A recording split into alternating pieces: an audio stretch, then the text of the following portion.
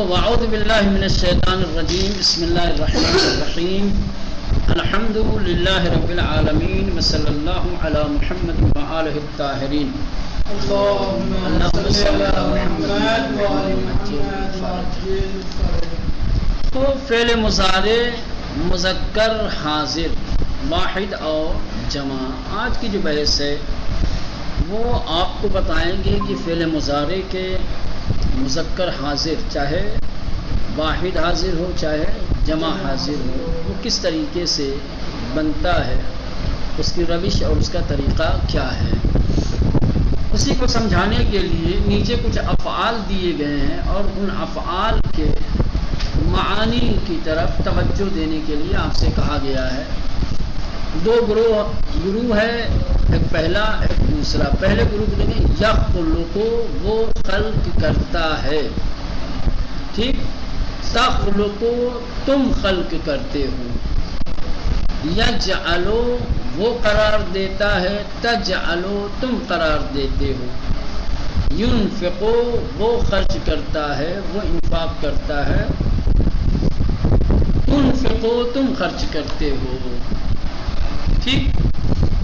اب آئیے، اگر مذکورہ فعل مضارع میں آپ نے توجہ کی ہو اور غور کیا ہو تو آپ کو اس بات کا علم ہو گیا ہوگا کہ پہلے گروہ کے افعال مضارع غائب کے ہیں، ہے نا. پہلے گروہ میں جو افعال دیے گئے ہیں وہ سارے کے سارے مضارع غائب کے ہیں. دوسرے گروہ کے افعال مضارع حاضر کے ہیں. ان دونوں میں فرق کیا ہے؟ بڑا معمولی فرق ہے. فرق صرف اتنا ہے کہ غائب کے افعال یا سے شروع ہوتے ہیں، یا خلقو یا جعلو ينفقو، اور حاضر کے افعال تا سے شروع ہوتے ہیں، تخلقو تجعلو تنفقو، ٹھیک. لہذا مضارع حاضر بنانے کے لیے مضارع غائب کے شروع کی یا کو ہٹا کر کے تا لگا دیں. غائب کے صیغے کے شروع میں جو یا ہے اس یا کو اگر تا میں بدل دیا جائے تو وہی حاضر کا صیغہ ہو جاتا ہے. یخلقو کی یا کو ہٹا دیں، تا لگا دیں، تخلقو. یجعلو کی یا کو ہٹا دیں، تا لگا دیں، تجعلو. ينفقو کی یا کو ہٹا کر کے تا لگا دیں، تنفقو، حاضر کا صیغہ ہو جائے گا. یخلقو سے تخلقو. جمع حاضر کے افعال بھی اسی قاعدے کے تحت بنائے جاتے ہیں. یہ تو واحد حاضر کا صیغہ تھا. اس کا واحد حاضر کا صیغہ تھا جو واحد غائب کے صیغے سے بن رہا تھا. مضارع کے واحد حاضر کا صیغہ واحد غائب کے صیغے سے بنتا ہے. واحد غائب کے شروع میں جو یا ہوتا ہے اسی کو تا سے بدلنا ہوتا ہے، حاضر کا صیغہ ہو جاتا ہے. اب جمع حاضر کا صیغہ اگر آپ کو بنانا ہو تو جمع حاضر کا صیغہ بھی اسی غائب والے قاعدے کے تحت، جو جمع غائب کا صیغہ ہے اور جمع غائب کے صیغے کے شروع میں جو یا ہے اسی کو تا میں بدل دو تو جمع حاضر کا صیغہ بن جائے گا. ٹھیک، مولانا واضح ہوا؟ بورڈ پہ لکھ کے بتا دیتا ہوں آپ کو. حالانکہ سب بات تو بڑی آسان ہے، سادی سمپل، سمجھانے کی ضرورت نہیں ہے نا. آسان لفظوں میں یوں کہا جائے کہ واحد حاضر کا صیغہ واحد غائب کے صیغے سے بنتا ہے اور جمع حاضر کا صیغہ جمع غائب کے صیغے سے بنتا ہے. دونوں کا قاعدہ ایک ہے. غائب کے صیغوں کے شروع میں یا ہوتا ہے، چاہے واحد غائب ہو چاہے جمع غائب ہو، ٹھیک. شروع میں جو یا آئی ہے انہیں یا کو اگر تا میں بدل دیا جائے تو وہی حاضر کے صیغے میں تبدیل ہو جائیں گے. واحد غائب کے شروع میں جو یا ہے اگر تا بدل دیں تو واحد حاضر ہو جائے گا. جمع غائب کے صیغے میں جو شروع میں یا آئی ہے اس کو تا سے بدل دیں تو وہی جمع حاضر کا صیغہ بن جائے گا. جیسے یعلمون وہ سب جانتے ہیں، جمع غائب کا صیغہ ہے، شروع میں جو یا ہے اس کو تا سے بدل دیں تو ہو جائے گا تعلمون، تم سب جانتے ہو. یعبدون وہ سب عبادت کرتے ہیں، بندگی کرتے ہیں. تعبدون تم سب عبادت کرتے ہو. یقاتلون وہ سب قتل کرتے ہیں. تقاتلون تم سب قتل کرتے ہو. اب یہاں پہ ایک مرتبہ پھر بتا رہے ہیں مضارع مذکر حاضر بنانے کا طریقہ کار. فعل مضارع مذکر حاضر مفرد اور جمع بنانے کے لیے فعل مضارع مذکر غائب کے شروع میں یا کوتا سے تبدیل کر دیں.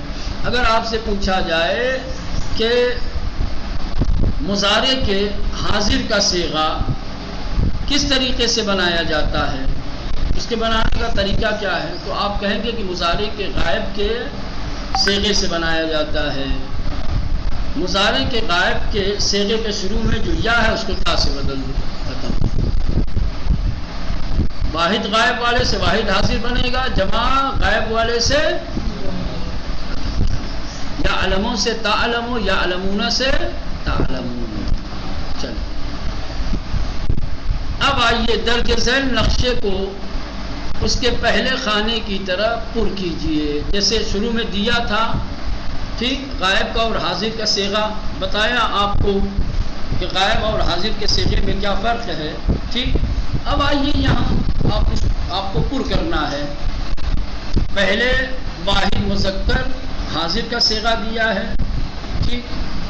جیسے جعلت، کیا ہے، جعلت ماضی واحد حاضر کا صیغہ دیا جعلت. تم نے قرار دیا، تجعلو تم قرار دیتے ہو. جعلتم یہ جمع حاضر کا ہے، ماضی کا صیغہ ہے، تم سب نے قرار دیا. تجعلون تم سب قرار دیتے ہو. یعنی آپ کو یہ دیکھنا ہے کہ کون صیغہ ماضی کا ہے، واحد ہے یا جمع ہے، پھر اس کے اعتبار سے معنی کرنا ہے. اور کون صیغہ مضارع کا ہے، اور مضارع میں واحد حاضر ہے یا جمع حاضر ہے، اس کے اعتبار سے ترجمہ کرنا ہے. دخلت تم نے داخل کیا، تدخلو تم داخل کرتے ہو. دخلتم تم سب نے داخل کیا. تدخلون تم سب داخل کرتے ہو. نصرت تم نے مدد کی. تنصرو تم مدد کرتے ہو. نصرتم تم سب نے مدد کی. تنصرون تم سب مدد کرتے ہو. ایسے پورا آپ کو یہ نقشہ پر کرنا ہے. ٹھیک مولانا، ہر ایک کو بتانے کی ضرورت تو نہیں ہے نا، وہاں سے آگے بڑھتے ہیں. ٹھیک. تقویٰ کے آثار و برکات چیپٹر 2 کہہ رہے ہیں کہ اس سے پہلے کے سبق میں قرآن کے روح سے تقویٰ کے کچھ آثار، کچھ نتائج بیان کیے گئے. اب اس سبق میں تقویٰ کے کچھ اور آثار سے آپ کو آشنا کرنا چاہتے ہیں. تقویٰ کے کچھ اور آثار بتانا چاہتے ہیں. 3 آثار وہاں بتائے تھے، اب یہ چوتھا اثر، حق و باطل کی شناخت. تقویٰ کا ایک اثر یہ ہے کہ جس انسان کے اندر تقوی الہی پیدا ہو جاتا ہے، پرہیزگاری آ جاتی ہے، تو اس کے اندر حق و باطل کی پہچان کی صلاحیت پیدا ہو جاتی ہے. تقوی انسان کے اندر حق و باطل کی شناخت کی قوت پیدا کرتا ہے. صاحبان تقوی اسی لیے حق و باطل کے ٹکراؤ میں کبھی باطل کا ساتھ نہیں دیتے، کیونکہ ان کو پہچاننے میں دیر نہیں لگتی. بہت سارے لوگ ایسے ہوتے ہیں جو حق و باطل کی ٹکراؤ میں یہی نہیں سمجھ پاتے کہ حق کدھر ہے باطل کدھر ہے، اور نہ پہچاننے کی وجہ بے تقوی. تقوی ہوتا تو پہچان لیتے. کہہ رہے کہ حق و باطل کی شناخت یہ تقوی کا ایک اثر ہے. تقوی کے نتیجے میں ایسی روشن دید انسان کو حاصل ہو جاتی ہے جس کے ذریعے وہ حق و باطل سے اور صحیح کو غیر صحیح سے الگ کر سکتا ہے. یعنی صاحبان تقوی کو اللہ بصارت کے ساتھ ساتھ بصیرت بھی عطا کرتا ہے. جہاں اس کی دید روشن ہوتی ہے، اس کی نگاہیں روشن ہوتی ہیں، اپنی روشن نگاہوں کے ذریعے سے حق و باطل کے درمیان فرق کر لیتا ہے. اور اگر ظاہر ایسا ہو کہ جس کو ظاہری نگاہوں سے نہ پہچان سکے، تو دل کی روشنی، دل کی نگاہ بہر صورت اسے حق و باطل کی پہچان کروا دیتی ہے. بصیرت آگے آتی ہے اور وہ بصیرت حق و باطل صحیح اور غیر صحیح کے درمیان فرق کو واضح کر دیتی ہے. یا ایھا الذین آمنوا، اے ایمان لانے والوں، ان تتقوا اللہ، اگر تم اللہ کا تقوی اختیار کرو گے تو یجعل لکم فرقانا، تو وہ تمہیں حق و باطل کے درمیان فرق کرنے کی قوت عطا کرے گا. قرار دے گا. بڑی بات. آج لوگ حق و باطل کے مسائل میں الجھے ہوئے فیصلہ ہی نہیں کر پا رہے بھائی حق کدھر ہے باطل کدھر ہے. اخباری صحیح ہے یا اصولی صحیح ہے؟ تقلید کرنے والے صحیح ہیں یا جو لوگ تقلید سے منہ پھیرے ہوئے ہیں، کون صحیح ہے؟ کیوں نہیں فرق کر پا رہے؟ تقویٰ نہیں ہے. تقویٰ ہوتا تو تقویٰ سبب بنتا کہ وہ حق و باطل کے درمیان فرق کر سکے. چلیں، تو یہ بہت بڑا اثر ہے. انسان کی زندگی کے بڑے اہم مسائل حل ہو سکتے ہیں اس صفت کے ذریعے سے، اگر انسان توجہ دے، اپنے اندر پرہیزگاری پیدا کرے تو حق باطل کی ٹکراؤ میں کبھی انسان الجھنوں کا، اضطراب کا شکار نہ ہو. چلیں، پانچواں اثر سعادت اور کامیابی. یہ بڑی چیز ہے. ہر انسان سعادت اور کامیابی چاہتا ہے. کوئی ایسا انسان نہیں ہے کہ جو سعادت اور کامیابی کو دوست نہ رکھتا ہو. جس کے نام اعمال میں نیکیاں ہیں وہ بھی چاہتا ہے کہ سعادت، یہاں تک کہ جس کے نام اعمال میں نیکیاں نہیں ہیں وہ بھی چاہتا ہے. بے عملی کی بنیاد پہ بھی سعادت چاہتا ہے. بڑی چیز ہے. لیکن اللہ نے سعادت اور کامیابی کا ایک معیار اور ایک پیمانہ بنایا ہے، وہ ہے تقویٰ. تقویٰ ہے تمہارے اندر تو یہ تقویٰ تمہیں سعادت اور کامیابی. تقویٰ کے سائے میں انسان حقیقی سعادت تک پہنچ. فاتقوا اللہ یا اولی الالباب، اے صاحبان عقل، اللہ کا تقویٰ اختیار کرو. لعلکم تفلحون، شاید تم کامیاب ہو جاؤ. تو یہ تفلحون تک پہنچنے کے لیے فاتقوا اللہ، سعادت تک پہنچنے کے لیے فاتقوا اللہ، ہاں تفلحون کی منزل تک پہنچنے کے لیے فلاح چاہتے ہو، کامیابی چاہتے ہو تو فاتقوا اللہ.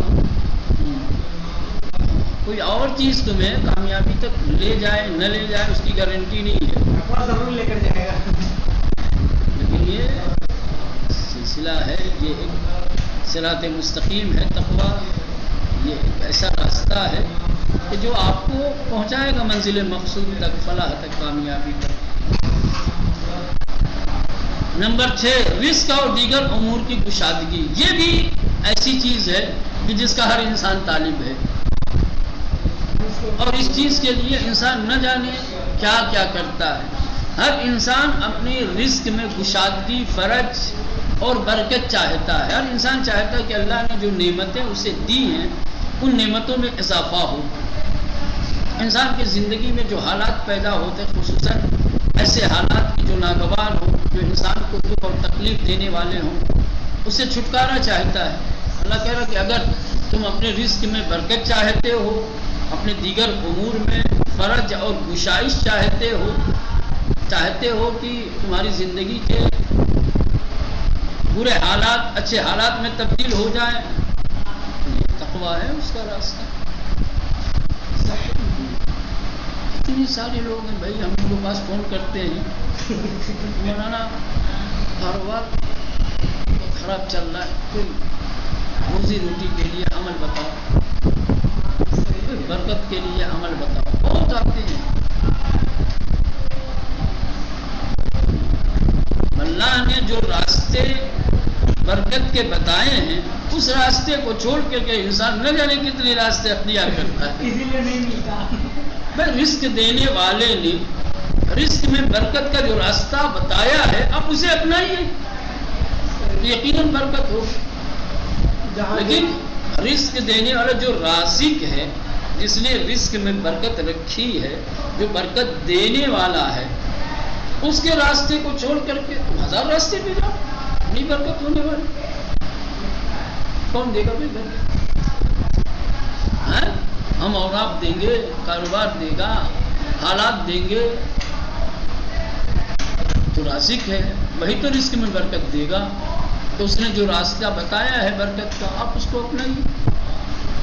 رزق اور دیگر امور کی گشادگی، تقویٰ کے سبب کاموں میں گشادگی پیدا ہوتی ہے. تقویٰ کے ذریعے سے انسان کی مشکلات ٹل جاتی ہیں یا مشکلیں دور ہو جاتی ہیں، امور میں گشادگی اور فرج حاصل ہوتا ہے، اور جہاں سے انسان سوچ نہیں سکتا وہاں سے بھی رزق حاصل ہوتا ہے. جہاں سے انسان کے ذہن میں تصور نہیں پیدا ہو سکتا، جو انسان کے ذہن میں خیال نہیں آ سکتا، جہاں سے وہاں سے بھی اللہ ببول کے درخت پہ سیب بھی پیدا کرنے کی قدرت رکھتا ہے یا نہیں رکھتا؟ جس نے تمہارا رزق چھینا ہے یا جس نے تمہارے رزق کو محدود کرنے کی کوشش کی، اسی کے ہاتھ سے اللہ رزق دلا سکتا ہے یا نہیں؟ مثالیں بڑی پڑی ہے کہ نہیں؟ ایک جناب موسیٰ کو قتل کرنے کے لیے فرعون نے کتنے کو قتل کیا، لیکن جس بچے کو فرعون قتل کرنا چاہتا تھا، جو دشمن تھا، اسی کی آغوش میں پرورش کرا دی. کرائی کہ نہیں کرائی؟ اللہ تو کچھ بھی کر سکتا ہے، ہر چیز پہ قادر ہے. تو جہاں سے انسان کو گمان بھی نہیں ہوگا، جہاں سوچ بھی نہیں سکتا، اللہ وہاں سے بھی اسے عطا کر سکتا ہے، دے سکتا ہے. من یتق اللہ، جو شخص تقوی الہی اختیار کرے گا، یجعل لہ مخرجا، اس کے لیے کیا ہے؟ مشکل حالات سے نکلنے کا راستہ پیدا کرے گا. وَيَرْزُقْهُ، اور اسے رزق عطا کرے گا، من حیث، ایسے مقام، ایسی جگہ سے، لا یحتسب، جس کا وہ گمان بھی نہیں کرتا. وَمَن یتق اللہ، ابھی یہاں رزق دینے کی بات کہ اللہ ایسی جگہ سے اسے رزق دے گا تقوی اختیار کرنے والے کو جہاں سے وہ سوچ بھی نہیں سکتا. اور پھر نیچے والے میں وَمَن یتق اللہ، جو شخص تقوی الہی اختیار کرے گا، یجعل لہ، اللہ اس کے لیے قرار دے گا، من امرہ یسرا، اس کے امور میں سہولت اور آسانی. زندگی کا ہر کام سہل ہو جائے گا، زندگی کا ہر مسئلہ آسان ہو جائے گا اگر تقوی الہی ہو. ہمارے کام ہمارے لیے مشکل اس لیے ہو جاتے ہیں کہ ہم تقوی سے.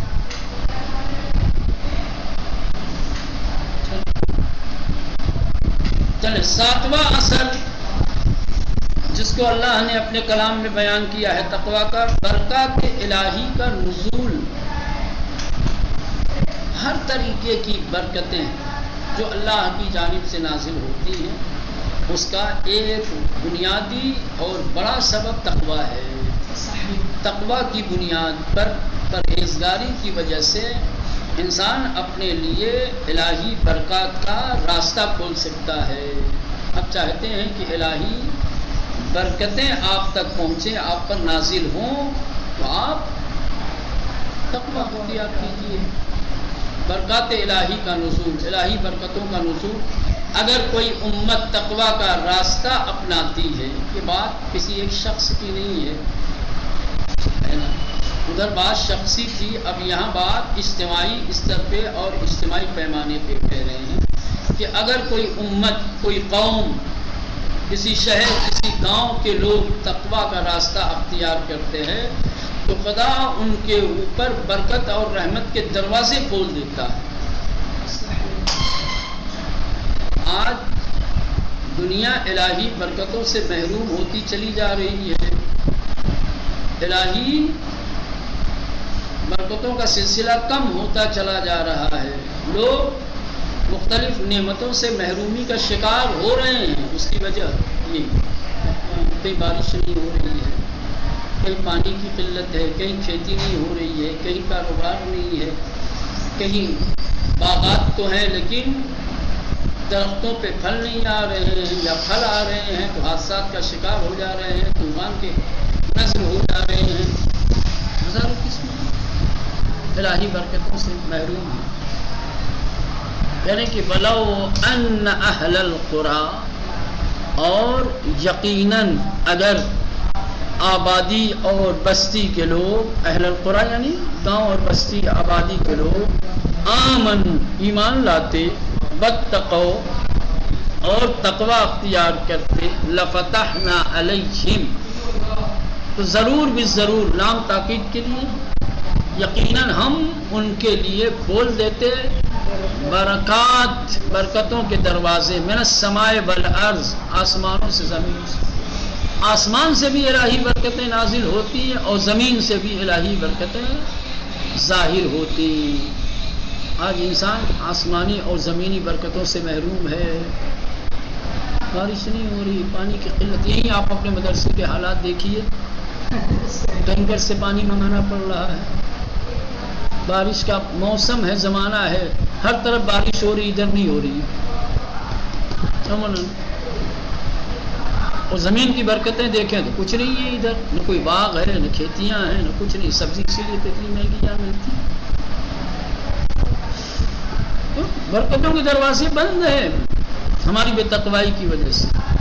اگر ہم چاہتے ہیں کہ آسمان اور زمین سے برکتوں کے دروازے کھولے ہمارا پروردگار ہمارے لیے، تو ایمان کے ساتھ ساتھ زبانی ایمان تو ہے، تقویٰ تو زبانی بھی نہیں ہے، ہماری تو چھوڑی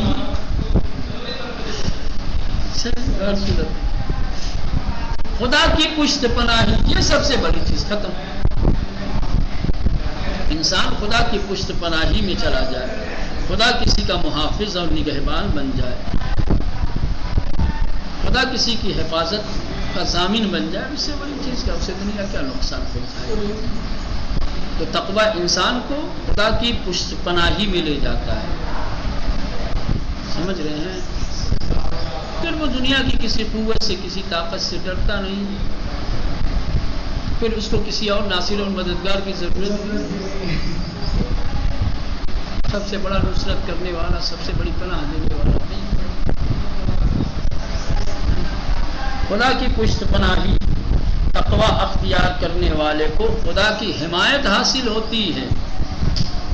اب چھوٹے چھوٹے نیتاؤں کی حمایت کے لیے نہ جانے کیا کیا کرتے ہیں، جن کی حمایتوں سے ہماری زندگی میں کوئی اثر بھی نہیں پڑنے والا ہے۔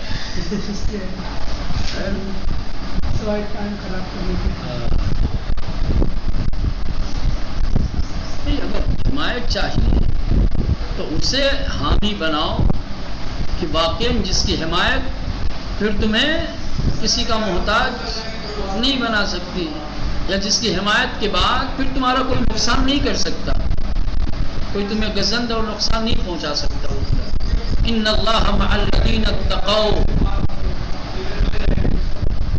اللہ ایک بار یہ ہوتا ہے ان اللہ، بے شک اللہ، مع الذین ان لوگوں کے ساتھ ہے، اتقوا جنہوں نے تقویٰ اختیار کیا۔ ایک مرتبہ یہ ہوتا ہے بندہ اللہ کے ساتھ ہے، جیسے یا ایھا الذین آمنوا اتقوا اللہ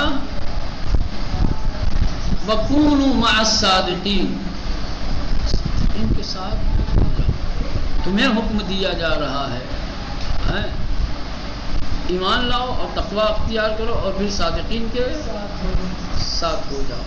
اور ادھر اللہ کہہ رہا ہے کہ اگر تم نے تقویٰ اختیار کر لیا تو ہم تمہارے ساتھ ہو جائیں گے۔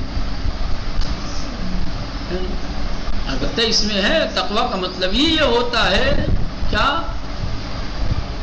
اللہ کی معیت میں جانا، پہلے انسان لے جائے 4 قدم آئے خدا کی طرف، تو یقیناً قدرت بھی دستگیر ہے، اس کی حمایت کرے گی، اس کی مدد کرے گی، اسے اپنے پناہ میں رکھے۔ والذین، اور وہ لوگ، ہم محسنون، کہ جو نیکیاں کرنے والے ہیں، احسان کرنے والے ہیں۔ اللہ ان کے ساتھ ایک بڑا خوبصورت موضوع ہے، قرآنی موضوع ہے، اس پر کام کرنے کی ضرورت ہے، کبھی فرصت ملے تو، لیکن وقت درکار ہے۔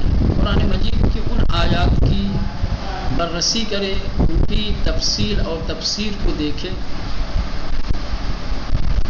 جن آیتوں میں اللہ نے یحب والی لفظ استعمال کی ہے یا معیت والی لفظ، اللہ ان کے ساتھ ہے، ان کے ساتھ ہے، یا اللہ ان کو پسند کرتا ہے، ان کو پسند کرتا ہے، وہ کون لوگ ہیں؟ کن صفات کے مالک اور حامل ہیں وہ لوگ جنہیں اللہ دوست رکھتا ہے، جنہیں اللہ پسند کرتا ہے.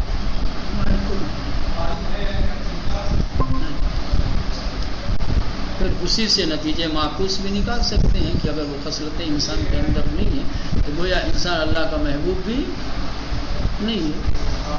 اگر تفصیل کے ساتھ ان مسائل کو اور اس موضوع کے اوپر کام کیا جائے تو بڑی خوبصورت باتیں ہیں. چلیں، نواں اثر اور نواں فائدہ تقویٰ کا کیا ہے؟ گناہوں کی پردہ پوشی. اور سب جانتے ہیں کہ اللہ جس کے گناہوں پہ پردہ ڈال دے پھر کوئی اس کی عزتوں کو نیلام نہیں کر سکتا. تو تقویٰ سبب بنتا ہے کہ اللہ صاحب تقویٰ کی غلطیوں، اس کی خطاؤں پر، اس کے عیبوں پر پردہ ڈالے. خدا پردہ پوشی کرتا ہے تقویٰ اختیار کرنے میں. گزشتہ سبق میں ذکر ہوا تھا کہ تقویٰ کے آثار میں سے ایک یہ ہے کہ خدا کی مغفرت حاصل ہوتی ہے. مغفرتوں سورہ طلاق کی 5ویں آیت میں تقویٰ کو گناہوں سے چھپانے اور گناہوں سے چشم پوشی کا سبب بتایا گیا. من یتق اللہ یکفر عنہ سیئاتہ، جو شخص تقوی الہی اختیار کرے گا اللہ اس سے اس کے گناہوں کو چھپا لے گا. اسی طرح سورہ انفال کی آیت نمبر 29 ہے جس میں گناہوں کی پردہ پوشی اور گناہوں کی مغفرت کو تقویٰ کا نتیجہ بتایا گیا ہے. یا ایھا الذین آمنوا ان تتقوا اللہ یکفر عنکم سیئاتکم ویغفر لکم. گناہوں سے پردہ پوشی اور بخشش کی بات کی گئی ہے، اور یہ دونوں چیزیں کیا ہے؟ تقویٰ کے آثار میں سے ہیں. جہاں تقویٰ ہوگا وہاں گناہوں کی پردہ پوشی ہوگی، جہاں تقویٰ ہوگا وہاں بخشش اور مغفرت ہوگی. چلو یہ تقویٰ کے آثار تھے، بڑے خوبصورت آثار اور نتائج ہم نے پڑھے ہیں. خدا توفیق دے کہ ہم سب اپنے آپ کو صفت تقویٰ سے آراستہ کر سکیں، اپنے اندر حقیقی تقویٰ و پرہیزگاری پیدا کریں انشاءاللہ.